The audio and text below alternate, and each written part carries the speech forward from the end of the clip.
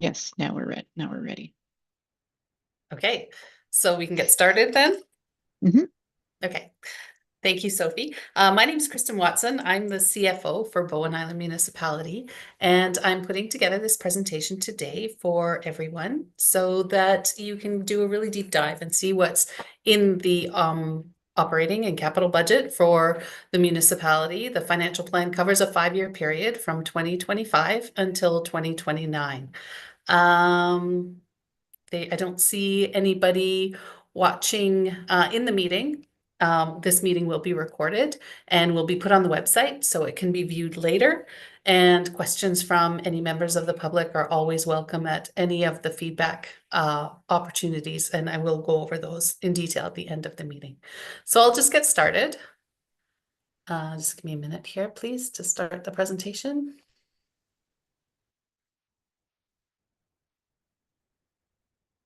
Okay. Sophie, can you confirm that my screen is being shared right now? Sorry, I don't see that it is. Okay, thanks. Having a little bit of, it's taking a little bit to come up. Still nothing? No, sorry. Okay, let me try one more time. Sorry.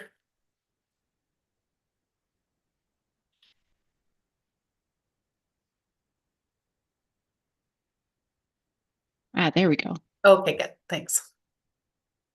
So, alrighty. Okay, so with no further ado, we'll dive right in. Today, I'm going to talk a few things. I'm going to start with some of the planning assumptions that are built into the budget.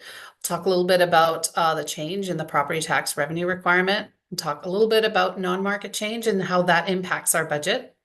We will go over what the average house value is according to BC assessment. Then we'll dive right into the budget. I'll start with the revenue side of things. We'll move into the operating expenses, talk about what capital projects are included in the budget, talk about what is really driving the property tax increase this year, the debt servicing costs that the municipality pays each year, and just kind of wrap that up a little bit with the next steps in the financial plan development process and any opportunity for questions.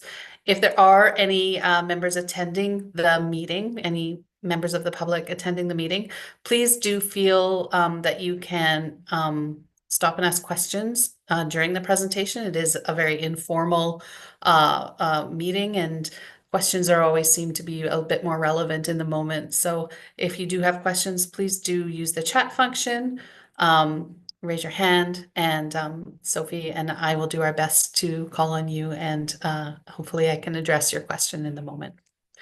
So one of the basic underlying assumptions in this budget is inflation, what we're using as a rate that underpins what our salaries paid to staff are, which is a very significant portion of our overall expenditures each year. So for union staff, we are factoring in a cost of living allowance of 3.5%. And for exempt staff, we are factoring in a cost of living allowance of 2.6%. The union contract is negotiated, was negotiated last year, and we are bound to abide by that agreement, which includes a union increase of the 3.5. For exempt staff, we go by policy. Policy is the year-over-year inflation that was in effect for the Greater Vancouver area, and that came in at 2.6 this year. So that's the reason for the difference in the rates there. Inflation for all of our expenditures, we have estimated at 3% for each of years to 2026 through 2029. On the investment side of things, I am factoring in that our invested funds would earn between 3 and 4% throughout the planning period. And I'm assuming a 4% interest rate cost for any of our variable rate loans. So, for example, we do have a balance of a fire truck loan that we are still paying off at December 31st. We owed approximately $325,000 on that loan, and it will be paid off within the next 2 years, I believe. Our assumptions for population growth, we are assuming that unprecedented growth that we received in that we recorded for 2021 of 15.7%. We are assuming that that will be the upper ceiling level of population growth. We assume that we won't exceed that level of growth. And this has very significant implications for us as a community with regards to our police funding costs. So once our population goes over 5,000, we will be responsible for paying 70% of our policing costs. As a population under 5,000, we are only required to pay 25% of that right now. And for just an idea of what we do pay, our payments to the province last year for policing tax was, I believe, about just over $500,000. So increasing that contribution up to 70% will be a very significant cost for the Bowen Island community once that population growth increases over 5,000. So we are anticipating that we are not going to be there in 2026, but there is very much a potential that we'll be looking at that for our 2031 census. Where do your property taxes go? For every dollar that you pay in property taxes, BIM, the municipality, we keep about 2/3 of it. And we send about 1/3 of every dollar off island for those other taxing authorities. They include the island's trust, the school taxes, taxes paid to TransLink and BC Assessment, taxes are paid to Metro Vancouver, and of course the police tax there that I just talked about. What does a property tax revenue requirement mean? We estimate that we will need to increase the property tax collected by 9.5% over the 2024 level for 2025. That brings the total property tax collections in 2025 to just over $9 million. The property tax increase, we believe we need to maintain that significant increase for one further year, at which time we believe that we will be at a level of taxation that is sustainable from that point forward, starting in 2026, that we will be able to maintain operations, maintain investments in capital and investments contributions to our reserve funds that will be sufficient to maintain and look after our assets in good repairable condition going forward. We believe that we have underinvested in these assets for a significant number of years, and we're really trying to do a catch up here is what we're trying to achieve. The increase year over year in the property tax revenue works out to $787,339 more than was collected in 2024. The year over year change in the assessment roll is it's influenced by market values, but there's a piece of that change year over year that is new. It's new money to the municipality. It's new assessment base to the municipality. And these are things that are come about because the value of properties increases through things like new construction, or potentially some properties become reclassified. They go from farm status to residential status, or we get new roles that we never had before that are created through subdivision.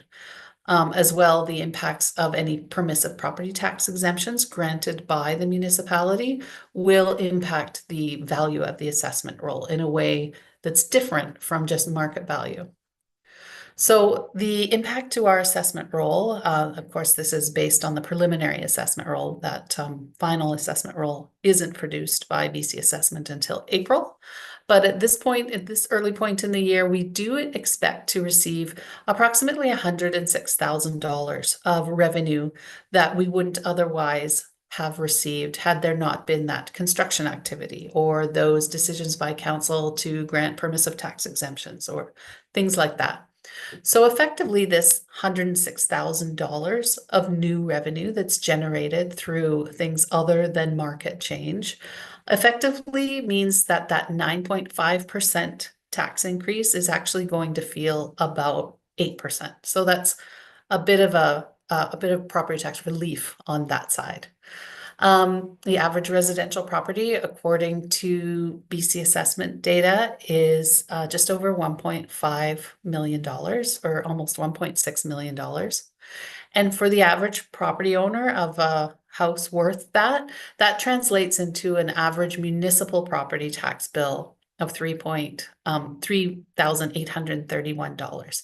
And that figure last year that one could expect to pay was $3,547. So that's a $284 increase from 2024. And effectively, that feels like about 8%. I'll take a moment to talk about the operating budget revenues. We have different departments that where we collect all the expenses in an area and are managed. But for the revenue side, we kind of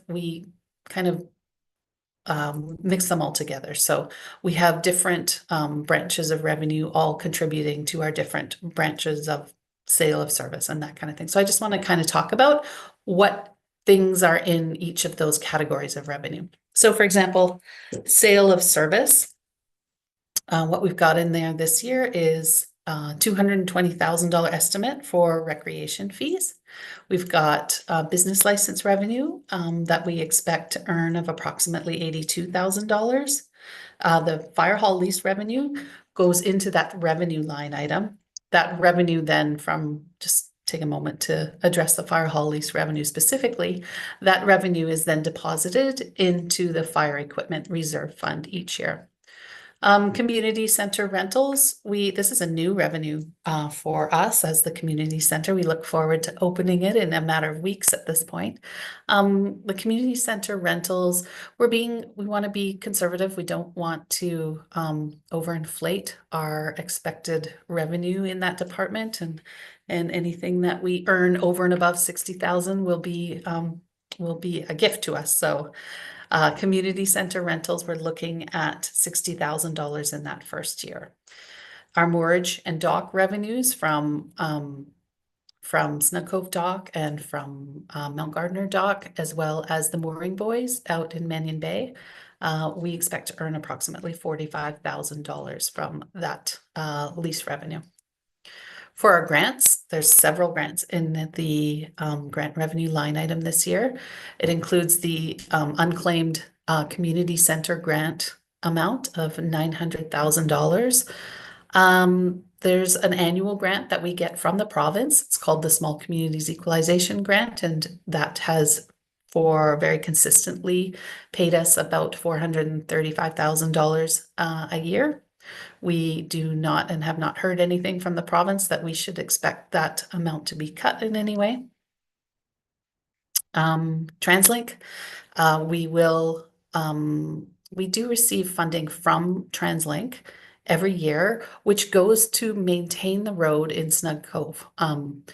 It's called a municipal network road. So those roads that are main roads throughout all of Metro Vancouver are maintained, and those are the responsibility of TransLink to maintain. So every year, TransLink does give us approximately $60,000 to maintain Trunk Road, and it's from the ferry just up to the school. It's just that one section of road.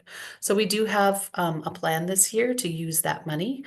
I'll talk about it a little bit later in the capital section, but it is about lane marking and improved marking in Snug Cove to better manage traffic. Development Approvals Grant was a grant that we received at the end of 2023, and we're using that to fund our planned OCP review. There's TransLink Capital Grant funding, which we have applied for and been approved. Up to $582,000 will be accessed to fund this section of the multi-use path, which is under construction right now. Same with this active transportation grant of $350,000 that's being used to fund the multi-use path, that work that's going on right now.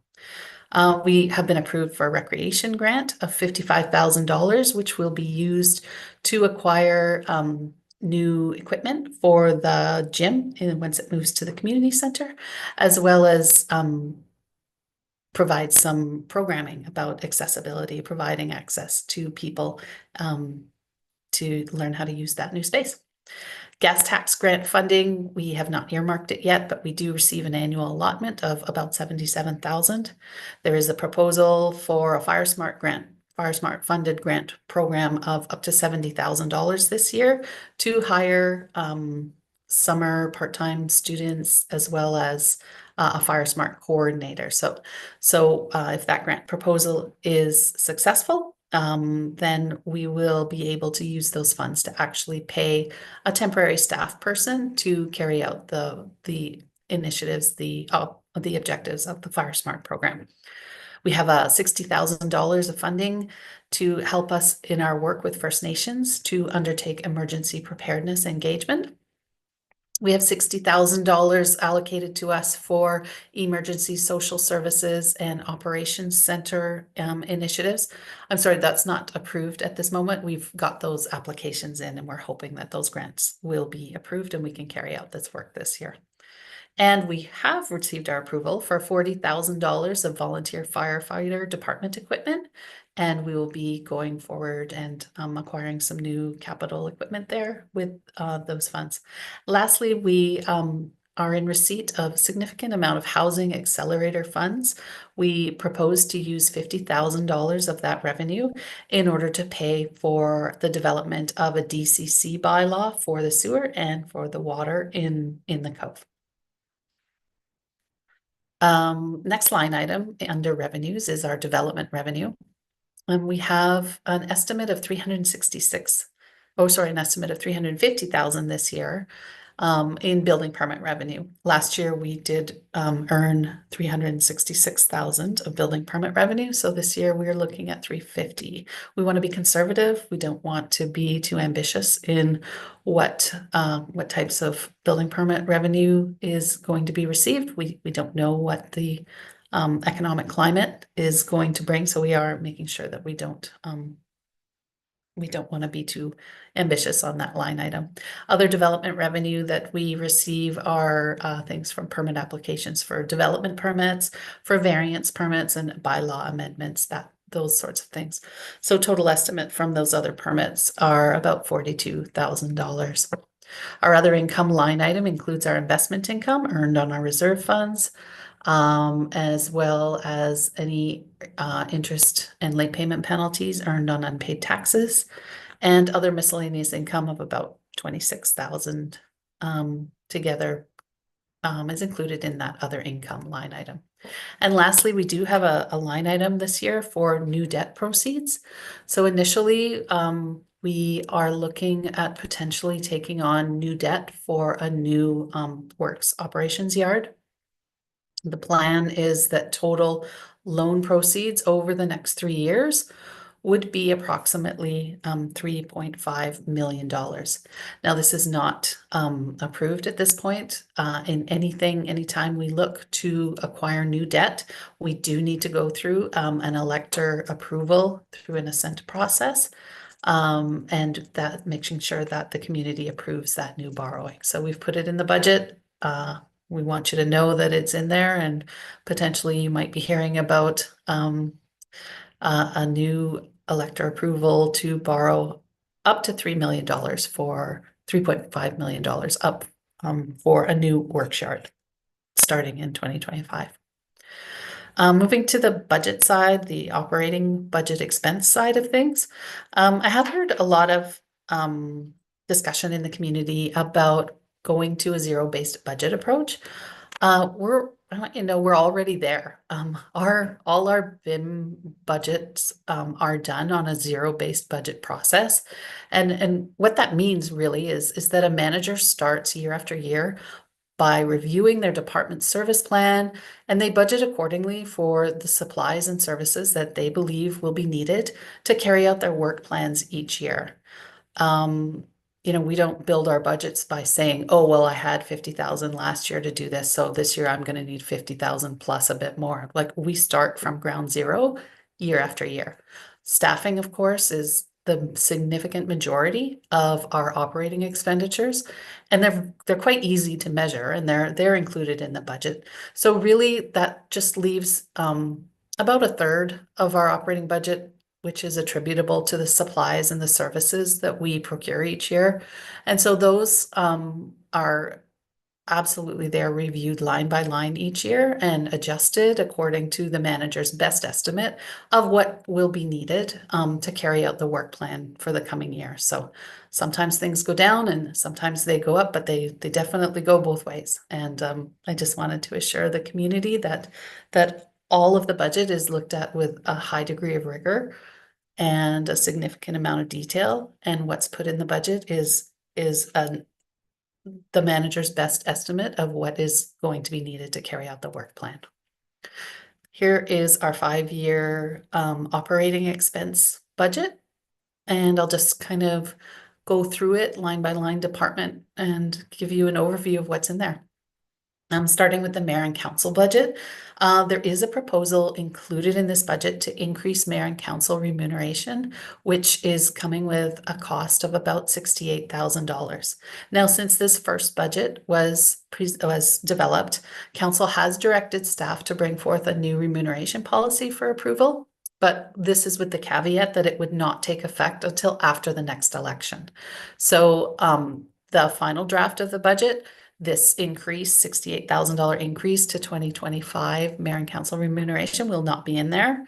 So here's one change right now that I'm happy to tell you that by removing this item, that will equate to an effective tax decrease of about 0.8%.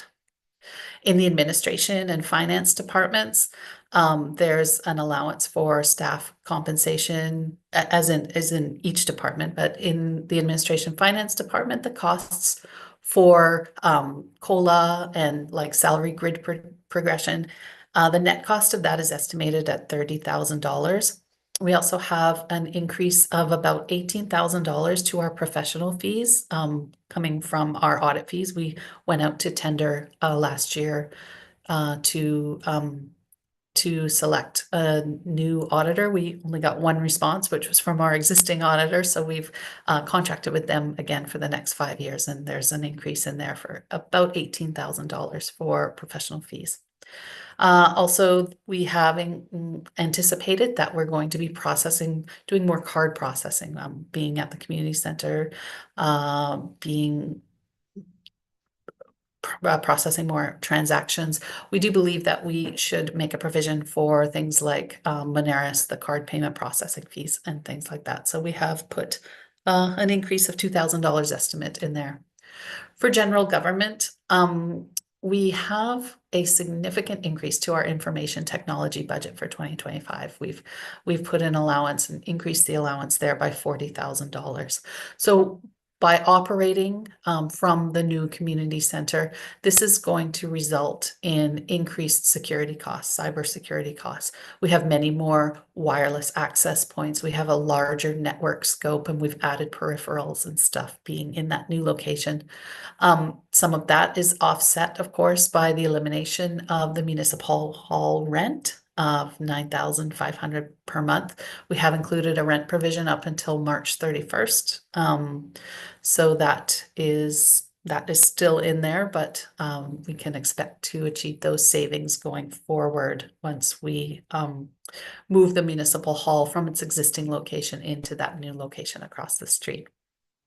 In the community grant section, we have maintained our estimated budget for community assistance. Well, there is a reduction in there of approximately $27,500, and that's in respect of the community support that was paid to the Caring Circle for the health navigator position, as well as the community school coordinator position. But we've added, we've kind of replaced that by adding a new proposal in, and this is based on a proposal that's coming forward to council at the February 24th budget. The February 24th council meeting.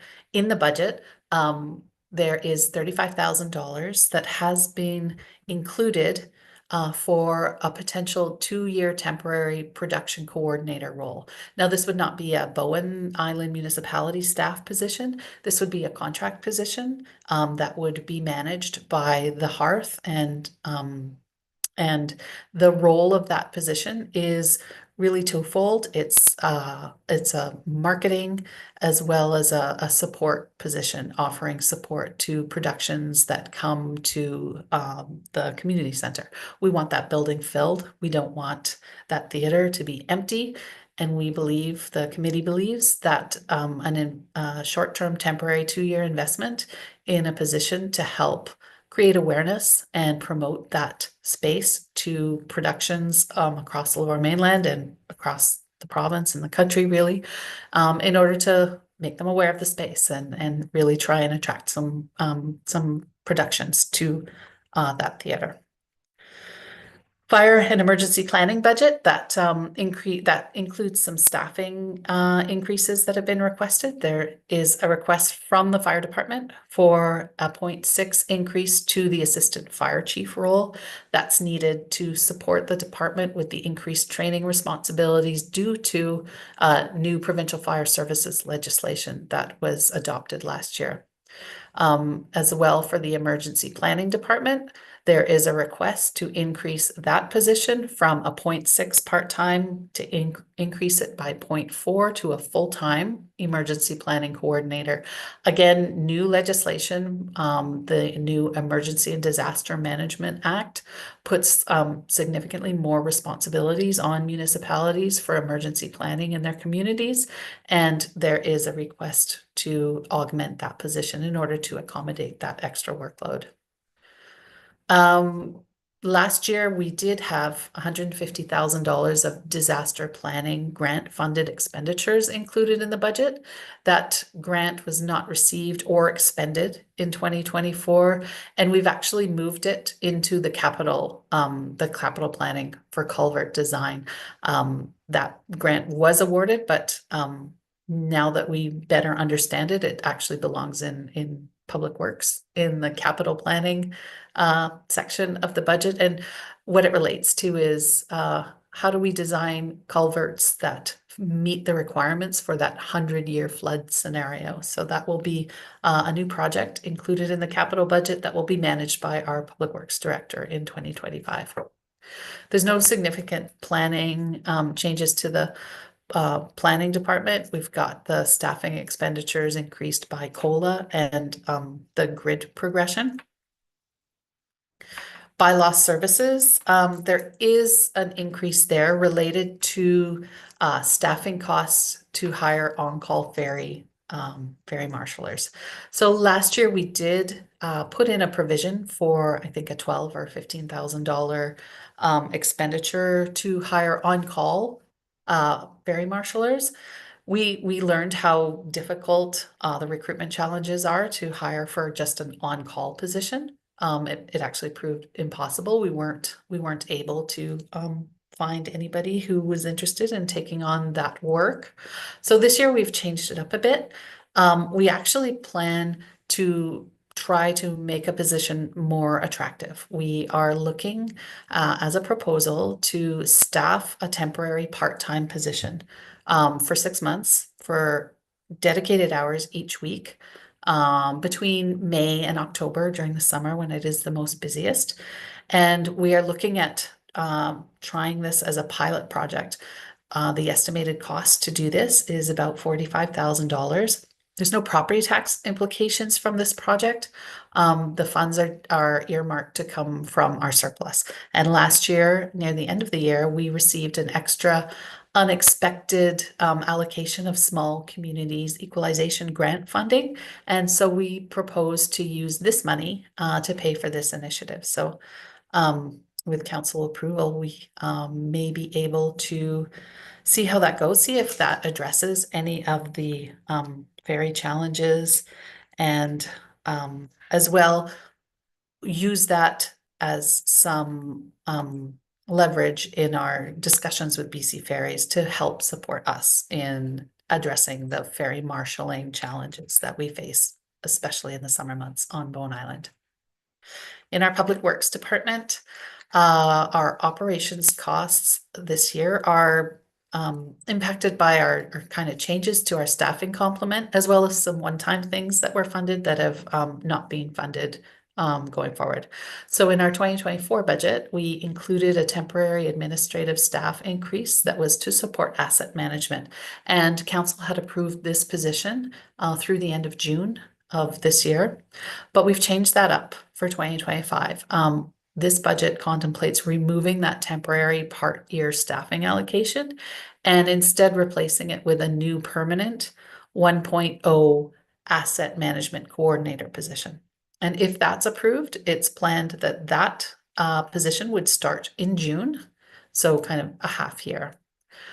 As well, some of the things that were included in the 2024 budget that aren't being carried forward into 2025 include a one-time augmentation of the tree removal budget in 2024. We did have a very significant storm last spring in March, and we really needed a one-time injection of $50,000 to deal with the cleanup of all of those trees and all of that damage that was done by that windstorm. Additionally, as I mentioned earlier, the line painting work that goes on in Snug Cove, we've reduced that budget by $35,000 this year. And we've replaced that with actually a capital proposal to use those TransLink municipal road network funds to improve the lane marking. And we're looking at using a new thermal imaging technology to make sure that the signage, the lane marking is very clearly visible, and hopefully that will improve things in Snug Cove. Our solid waste management budget, 2024 included a $20,000 increase for acquiring new garbage cans for the Cove. We haven't got them yet. They have been ordered. We're awaiting delivery of them. As well, we are then removing that expense for 2025. It was a one-time thing, but we will be looking at increasing the parcel tax from $635 per property in 2024 to $638 per property for 2025. And that's to deal with the annual increases that we see for tipping fees at the Metro Vancouver solid waste facilities. Just a note that we do have we had a very long-term solid waste contract in place that is due to expire at the end of next year. So we do have some uncertainty around what that's going to look like, what that's going to cost for years beyond 2026. In our community recreation budget, there are approximately $15,000 of savings expected as we've moved out of the fitness studio and we move those programs into our own building at the community center. As well, the budget includes a proposal for a new youth center to be located at the Bowen Island Community Health Center. The occupancy costs at this location are expected to be similar to what we're paying at the Children's Center. But there are going to be some expenditures required to get that space ready. So to do some leasehold improvements there. We do have a capital line item of $25,000 included in the budget in order to manage those. And community recreation does have a new staffing request. This is a 0.5 booking coordinator position. So this person will be responsible to manage all of the bookings, to manage the rental contracts. There's licensing and insurance requirements with some of the larger bookings. That is a whole new body of work that is going to require some additional staff support. The estimated cost impact for 2025 for this part-time position is approximately $22,000. In our Parks Department, we are including a proposal to hire 2 full-time outside parks workers. This will address the additional work that has arisen from all of our park and trail acquisitions that have occurred over the course of the last 25 years. We're proposing that the part-time summer works crew positions be eliminated. And so that will result in a net increase of about 1.4 full-time equivalent positions. So the estimated budget impact for 2025 through that hiring decision is approximately $68,000. Our strategic initiatives budget, these are always sort of council-driven projects. It very much varies from year to year, depending on what the projects that have been included are for each given year. I can tell you this year we are planning on spending 144,000 to do the OCP review. We've got 50,000 in there to develop the DCC bylaw for water and sewer. There's $50,000 in there to do the MRDT, and that is also known as the accommodations tax. So it's a tax charged on short-term rental providers, and money is collected by the municipality to help with the impacts of tourism, can also be used for affordable housing. There's always $20,000 in there, which deals with parking in Snug Cove. We have 15,000 set aside for asset management. We are anticipating to acquire new software, and we'll be looking at licensing and implementation costs around that. We're looking at acquiring a maintenance a maintenance module, which will track and record and identify the maintenance life cycle for all of our assets. There's a $10,000 line item of support for the Economic Development Committee's work. We have 2,500 set aside for the Heritage Committee projects. 3,500 has been set aside for volunteer appreciation events, and 36,000 is unallocated sort of council contingency as new projects, new initiatives come up throughout the year. We always want to make sure that we have a potential source of funding to assist with those. Last department is our community center facility department. So this is very new to us. We have included what we believe are staffing costs to maintain the building during core hours, having a staff member on site to open and close the building.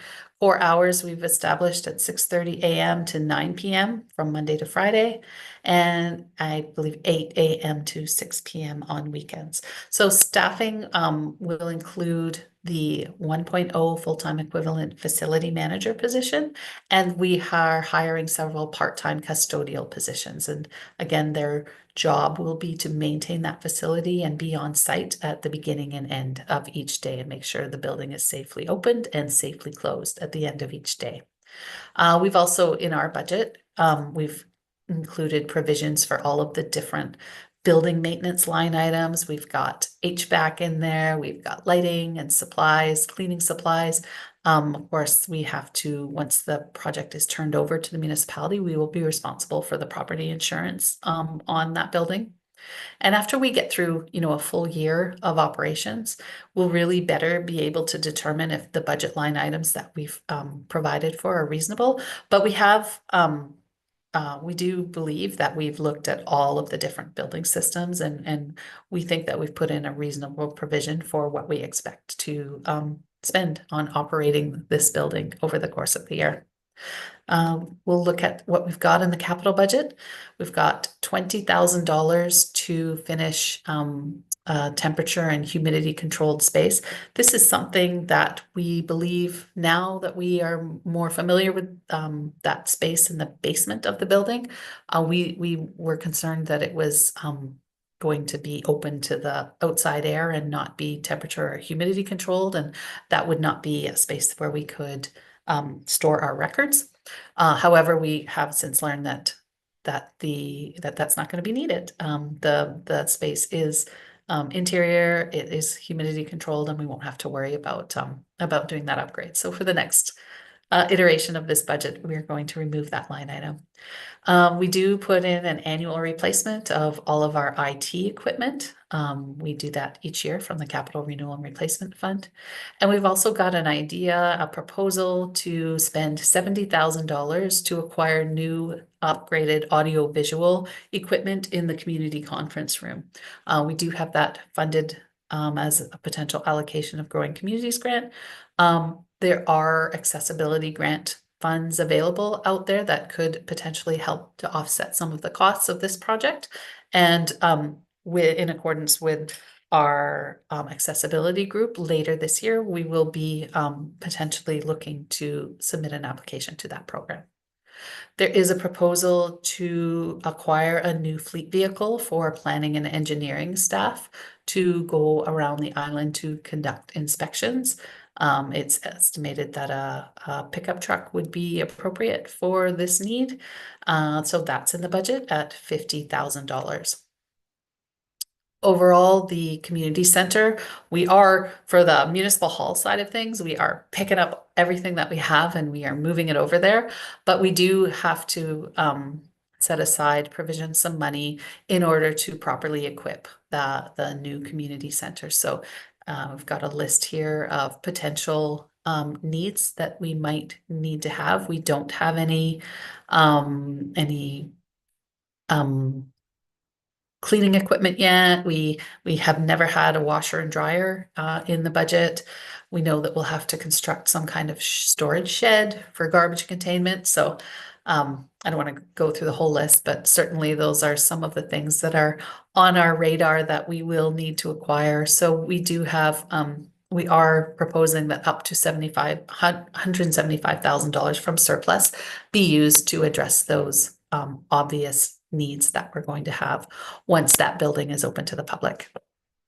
There is a proposal in there to construct some misting stations. Those would be providing cooling relief to people outside in the community. A couple of potential locations could be down by the visitor center, one at the community center, or at the fire hall as well.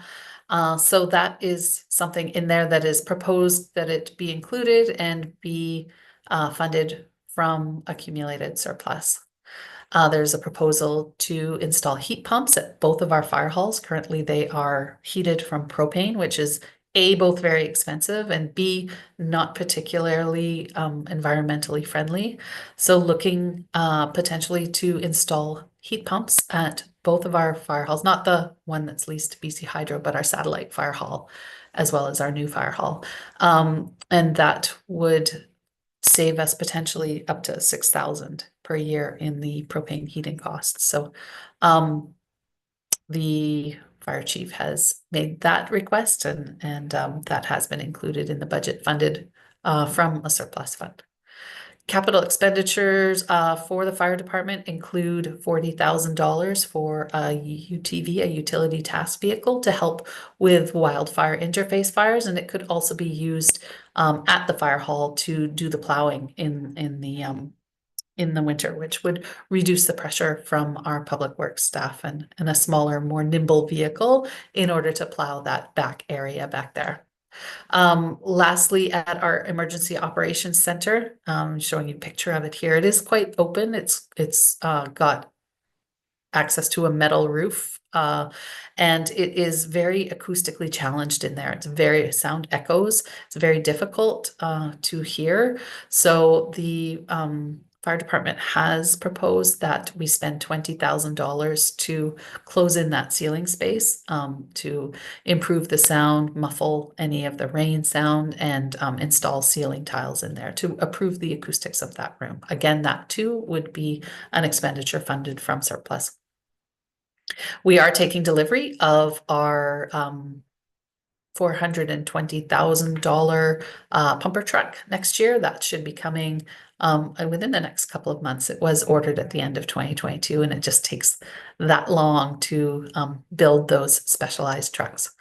There is an annual investment that we make in turnout gear. That's firefighter turnout gear. So each year we set aside a budget and increase that a little bit by inflation in order to acquire replacement equipment, clothing for protective clothing for the fire department. So $20,000 is in there in year one, and it's in there every year. And by the fifth year, it's about $22,000 a year. Same thing with on the equipment side, we spend about $25,000 a year to update and acquire and replace fire hoses and chainsaws and all kinds of fire department equipment needed to protect the community. There is a a proposal to acquire $40,000 of equipment to improve the satellite fire hall gear racks, where turnout gear is stored, and as well as purchase a dryer to be able to properly dry all of the protective equipment gear. That's all funded by grant. That too does not impact the property tax rate. Most of our capital expenditures are coming from reserve funds. So typically getting rid of capital projects doesn't typically impact the property tax rate.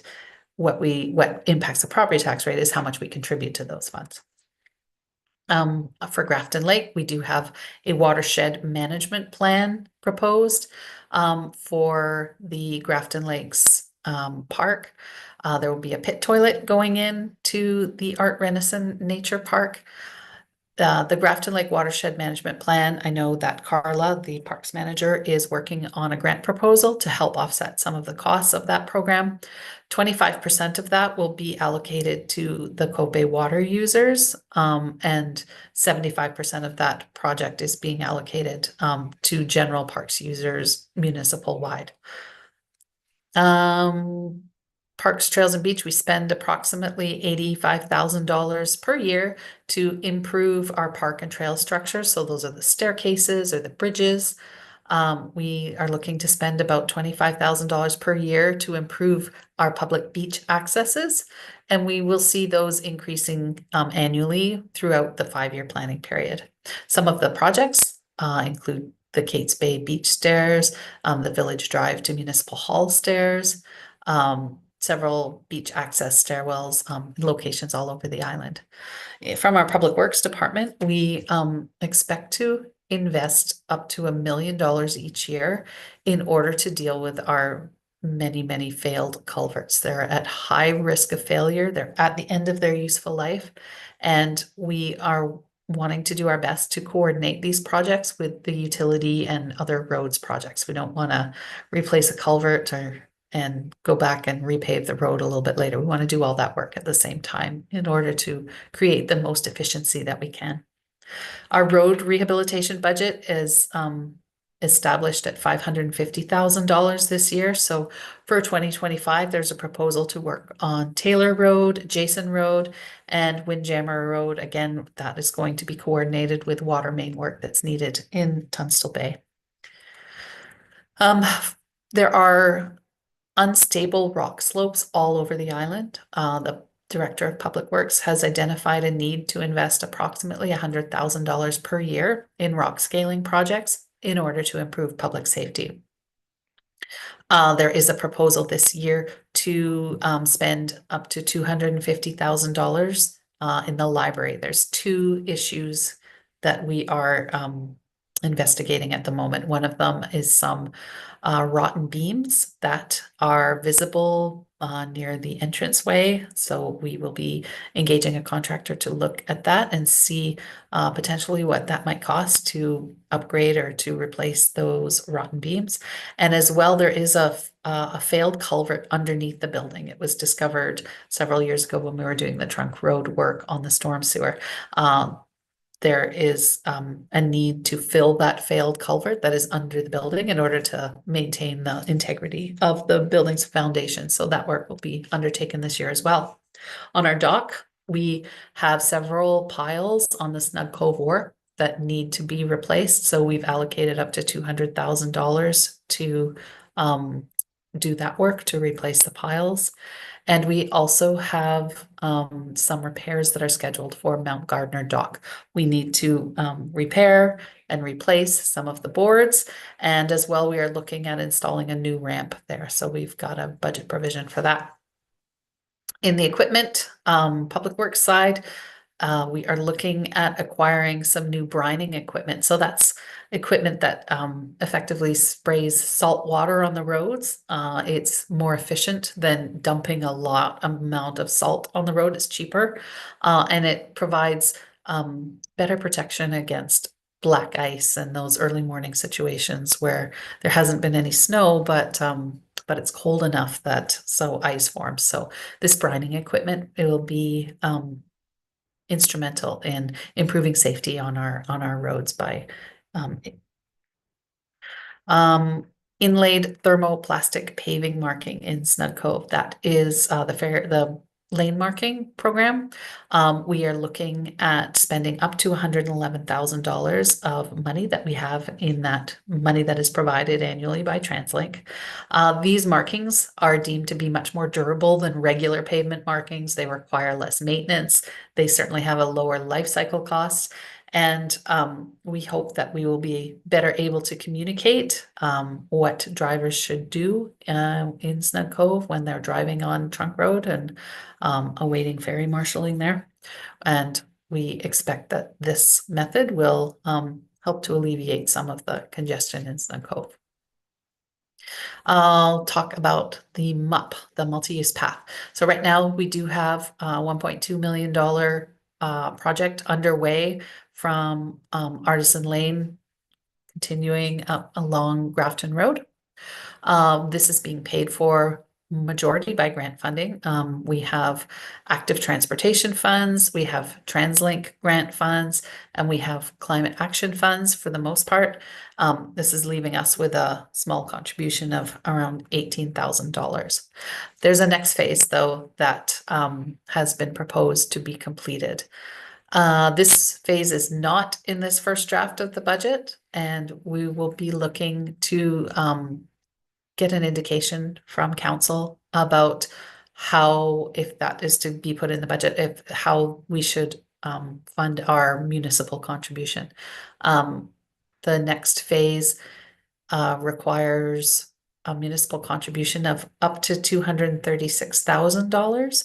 And there's a report going to council on the February 24th agenda, which is seeking direction as to what council's preference is to come up with the funds to pay for our municipal $236,000 contribution.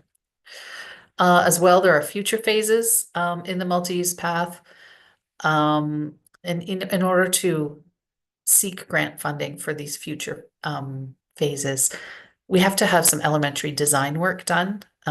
We would need to spend up to $100,000 to get these sort of elementary designs done in order to have a shelf-ready project to put before a grant funder to seek additional funding.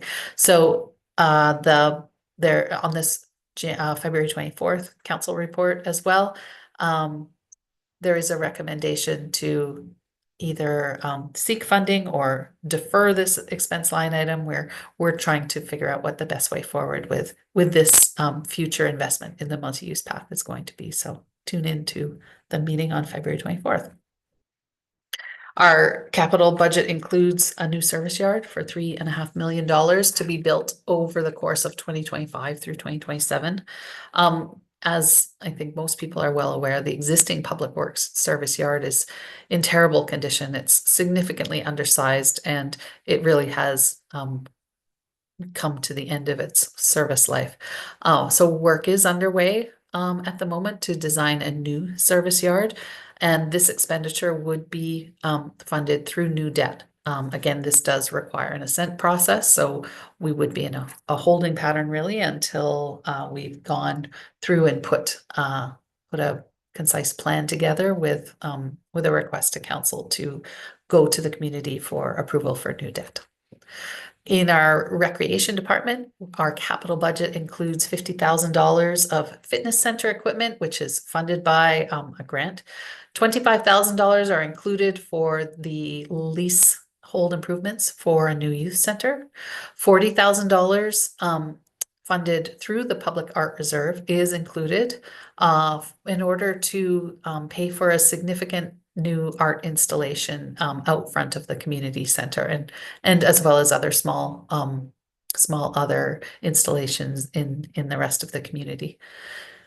And lastly, this is in future years, we have been and will continue to discuss with the school district potential for improving the tennis courts at Bix. we're saving up to potentially resurface them and turn them into a multi-sport court at the community school. That's more in the future, but we just kind of wanted to put it in there and signal that to the community. Looking at what is driving the costs in this budget, a significant part of it obviously is the new FTE changes. To summarize, there is a 1.0 request for an asset management coordinator, a 0.6 request for increase to fire department staffing, 0.4 increase to the emergency planner position, 0.5 new FTE for the booking coordinator position, a 1.4 addition to parks for the parks workers, and 1.0, which we haven't talked about because we haven't talked about the utility budgets there, but they will be coming forth in those budgets with a request for additional staffing for utilities as well. The incremental cost included in the 2025 budget from all staffing and benefits costs comes to about $494,000. Of that, 196 is related to those new staffing requests, and the impact on the property tax rate is shown in the column on the right. Already, this increase to the elected official remuneration is something that is been eliminated from this first draft, so we can expect to see this gone with that commensurate 0.82% reduction in the next draft. Because these positions are proposed and they would never be implemented until after the budget was approved, we have to consider the impacts to the 2026 budget as well. So those $196,000 of cost for 2025 translates into additional costs for 2026 of about $395,000 once those positions are annualized at the full 12-month cost. Our reserve fund contributions, I've prepared a schedule here to show you what the contribution to our reserve fund, what impact that has on our tax rate. So for 2025, and sorry, just taking a step back, these contributions to our reserve funds is what drives our capital projects. So if we don't want to undertake the work in the capital side, then we could conceivably reduce the contributions to the reserves in order to fund that. These are the contributions being made to our reserve funds. In 2025, we can expect 5.8% of our property tax increase attributable to these reserve fund contributions. 2026, that incremental contribution will increase or be responsible for 2.5% of the required property tax increase and so forth, going down in each year of the plan. What that looks like from a visual perspective, the green bars are the utilization of our reserves. The blue bars are the contributions in. Ideally, we would want our blue bars to be taller than our green bars because that means we're putting more away than we're spending each year. Another way of looking at it is by analyzing the gaps. In this illustration, this gap on the left, the difference between the contributions and the expenditures, this is because we're in this period of intensive capital construction. We've got the community center still being built. We've got significant road projects included with the Blue Water project and the Eagle Cliff project being funded. We expect and we hope that pattern reverses itself after 2026, where we see the blue line increasing, and that gap illustrates what the annual increase in our reserve fund savings will be year after year. Our capital expenditures, as I've said, we're still in this period of intensive capital investment.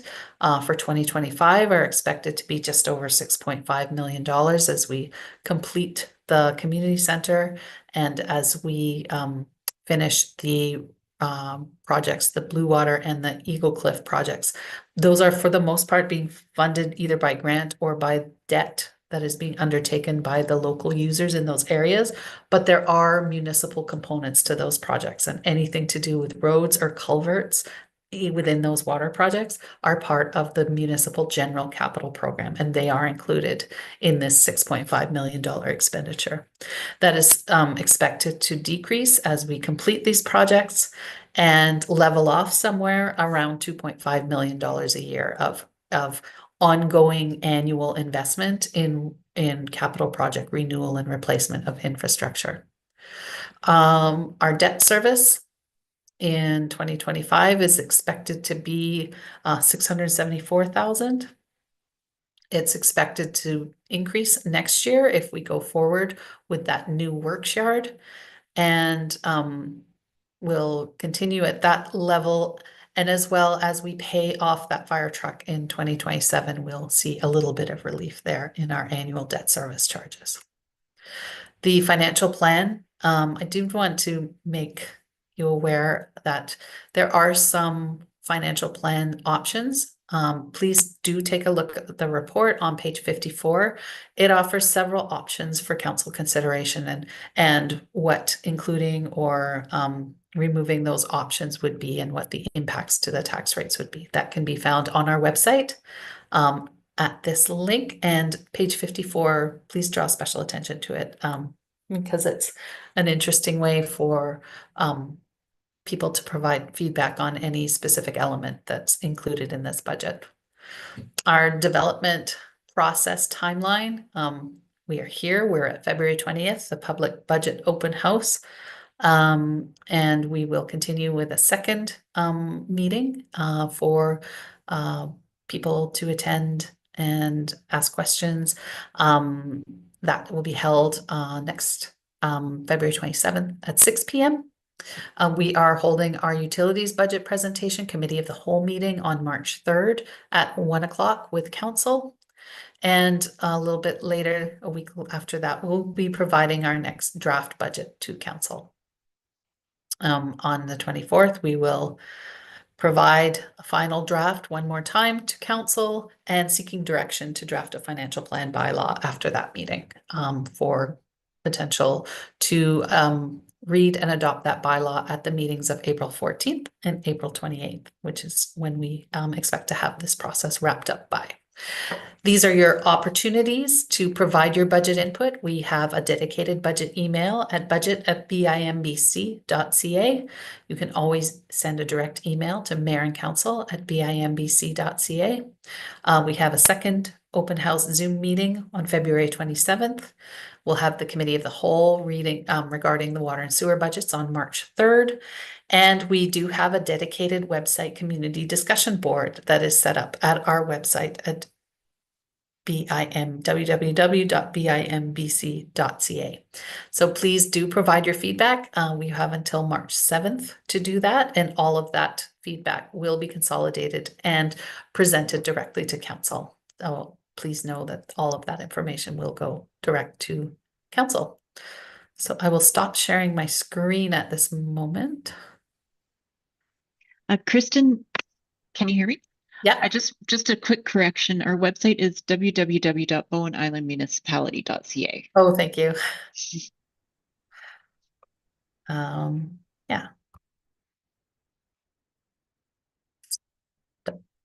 Okay. Mr. Stone joined us. Thank you, Mr. Stone. So did you see any questions in the chat, Sophie? No, I haven't seen any chat questions. Okay.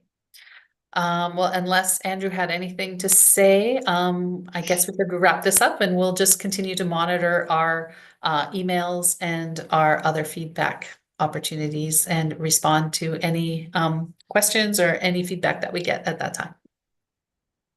Okay. Thank you. Thank you. Bye.